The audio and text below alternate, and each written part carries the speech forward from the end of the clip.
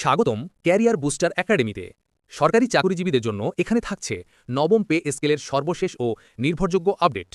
সর্বশেষ আপডেটগুলো নিয়মিত পেতে এখনই লাইক দিন, কমেন্টে আপনার মতামত জানান এবং সাবস্ক্রাইব করুন ক্যারিয়ার বুস্টার একাডেমিতে। আলহামদুলিল্লাহ, আমরা মন্ত্রিপরিষদ গঠন হওয়ার পর থেকে এই পর্যন্ত 7 জন মন্ত্রী এবং প্রতিমন্ত্রী মহোদয়ের সাথে যোগাযোগ করে আমরা আমাদের নবম পে স্কেলের দাবির কথা তাদের সামনে তুলে ধরতে পেরেছি এবং আমাদের এই কার্যক্রম অব্যাহত থাকবে।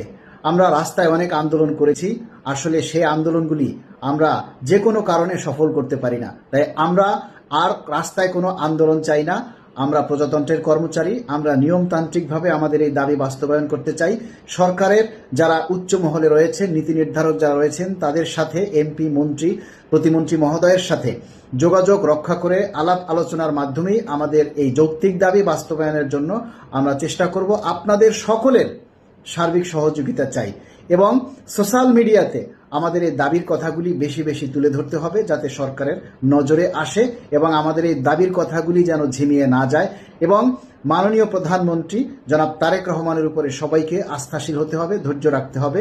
ইনশাআল্লাহ তিনি আমাদের এই দাবি অবশ্যই বাস্তবায়ন করবেন এবং অতি তাড়াতাড়ি আমাদের এই দাবি বাস্তবায়নের সুখবর মাননীয় প্রধানমন্ত্রীর কাছ থেকে আমরা শুনতে পাবো। সবাইকে বলবো ধৈর্যশীল হন।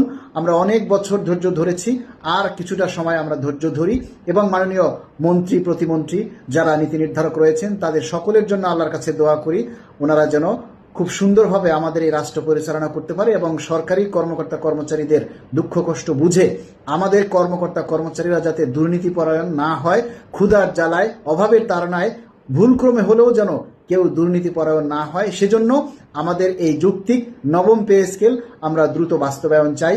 সবাইকে অনুরোধ করব, আপনারা ভিডিওটা শেয়ার করুন এবং আমাদের এই দাবির কথাগুলি যার যার জায়গা থেকে সবাই তুলে ধরুন। ইনশাআল্লাহ আমাদের এই মন্ত্রী, প্রতিমন্ত্রী মহোদয়ের সাথে যোগাযোগ, আলোচনা অব্যাহত থাকবে। সবাই ভালো থাকবেন। আসসালামু আলাইকুম।